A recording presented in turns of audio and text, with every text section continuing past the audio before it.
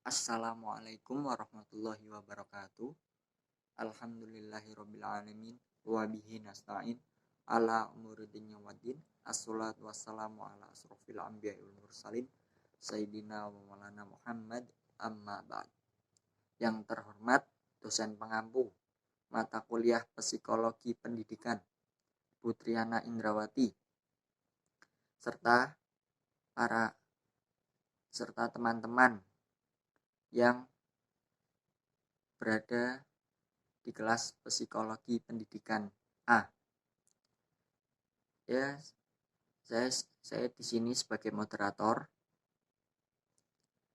Nama saya Muhammad Hadik. Terus kami akan mempresentasikan tentang teori perkembangan psikologi pendidikan. Ya, langsung saja kepada presentator pertama, yaitu Mas Humairah. Kemudian dilanjutkan Naizaila Hilyatul Aulia. Perkenalkan, nama saya Mas Humairah, NIM 2219034. Di sini saya akan menjelaskan materi yang pertama, yaitu pengertian teori. Menurut Schaeffer dan Kipp, teori adalah seperangkat atau sekumpulan konsep-konsep yang preposisi yang dimaksudkan untuk menggambarkan dan menjelaskan beberapa aspek pengalaman. Di dalam kajian psikologi, teori-teori ini sangat membantu untuk menggambarkan beragam pola-pola perilaku dan juga untuk menjelaskan kenapa perilaku tersebut muncul. Kemudian teori-teori tersebut juga menghasilkan prediksi yang spesifik atau dugaan mengenai kebenaran yang kita yakini terhadap fenomena yang diamanati. Menurut Bird, ada dua alasan penting teori dalam metode ilmiah, yaitu teori dapat menyediakan kerangka kerja untuk melakukan observasi. Yang kedua yaitu teori ataupun hipotesis yang diverifikasi oleh penelitian sering difungsikan sebagai dasar yang kuat untuk melakukan tindakan praktis. Yang pertama yaitu teori kognitif. Istilah kognitif dapat diartikan sebagai salah satu domain atau wilayah atau ranah psikologi manusia yang meliputi setiap perilaku mental yang berhubungan dengan pemahaman, pertimbangan, pengolahan informasi, pemecahan masalah, kesengajaan, dan keyakinan. Ranah psikologi ini menjadi penentu utama perilaku dan corak kehidupan manusia. Baik, saya akan melanjutkan materi berikutnya tentang macam-macam teori kognitif. Yang pertama, teori kognitif Piaget. Piaget mengemukakan penjelasan struktur kognitif tentang bagaimana anak mengembangkan konsep dunia di sekitar mereka.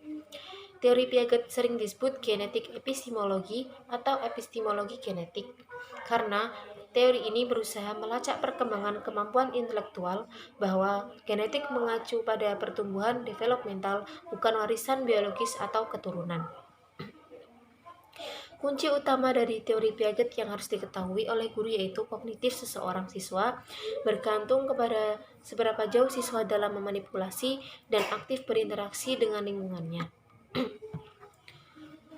Nah, di sini ada 3 aspek pada perkembangan kognitif seseorang.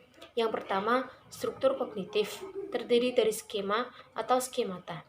Menurut Piaget, merupakan organisasi mental yang terbentuk pada saat seseorang berinteraksi dengan lingkungannya. Kemudian yang kedua, isi kognitif, merupakan pola tingkah laku seseorang yang tercermin pada saat ia merespon berbagai masalah. Kemudian yang ketiga, fungsi kognitif, merupakan cara yang digunakan seseorang untuk mengembangkan tingkat intelektualnya yang terdiri atas organisasi dan adaptasi. Teori kognitif yang kedua yakni teori kognitif Vygotsky. Vygotsky menjelaskan bahwa pembelajaran mendahului perkembangan. Menurut Vygotsky, pembelajaran melibatkan perolehan tanda-tanda yang didapatkan dari pengajaran dan informasi dari orang lain. Perkembangan terkait dengan pengaturan diri atau self-regulation, yaitu kemampuan berpikir, berkomunikasi, dan memecahkan masalah tanpa bantuan orang lain. Simbol-simbol yang telah diciptakan oleh budayalah yang akan membantu orang untuk berpikir, berkomunikasi, dan memecahkan masalah tersebut.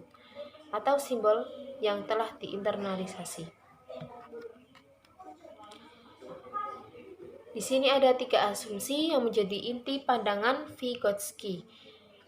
Asumsi yang pertama yakni keahlian kognitif anak dapat dipahami apabila dianalisis dan diinterpretasikan secara developmental dengan memeriksa asal-usulnya dan transformasi dari bentuk awal ke bentuk selanjutnya. Kemudian asumsi yang kedua yakni kemampuan kognisi dimediasi dengan kata, bahasa yang berfungsi sebagai alat psikologis untuk membantu dan mentransformasi aktivitas mental. Jadi, bahasa adalah alat penting karena membantu anak pada masa anak awal atau early childhood untuk merancang aktivitas dan memecahkan masalah. Dan asumsi yang terakhir yakni kemampuan kognitif berasal dari relasi sosial dan dipengaruhi latar belakang sosial kultural. Misalnya, dalam suatu kultur dalam pembelajaran berhitung dengan menggunakan komputer dan kultur lain pembelajaran berhitung menggunakan batu atau jari. Untuk bab berikutnya yaitu tentang implikasi teori kognitif Piaget dan kognitif Vygotsky. Teori kognitif Piaget dalam pendidikan. Secara umum, pengaplikasian teori Piaget adalah yang pertama, menentukan tujuan pembelajaran. Kedua, memilih materi pelajaran. Ketiga, menentukan topik-topik yang mungkin dipelajari secara aktif oleh siswa. Menentukan dan merancang kegiatan belajar yang cocok untuk topik-topik yang akan dipelajari, misalnya kegiatan belajar dalam membentuk kelompok, role play, eksperimen, dan problem solving. Yang kedua, teori kognitif Vygotsky dalam pendidikan. Keinginan menyusun pembelajaran kerjasama atau cooperative learning di antara kelompok-kelompok siswa yang mempunyai tingkat kemampuan yang berbeda-beda. Pengajaran pribadi oleh teman yang lebih kompeten dapat berjalan efektif, meningkatkan pertumbuhan dalam zona perkembangan proksimal. Pembelajaran kerjasama lebih memudahkan siswa menemukan dan memahami konsep yang sulit karena dapat saling berbicara, membicarakan soal yang sulit, dan mereka dapat belajar dari teman sebayanya tentang cara berpikir yang tepat. Ya, sekian. Mungkin ini cukup dari kami. Apabila ada banyak tutur kata yang salah atau kurang berkenan, kami mohon maaf. Wal akhir, wassalamualaikum warahmatullahi wabarakatuh.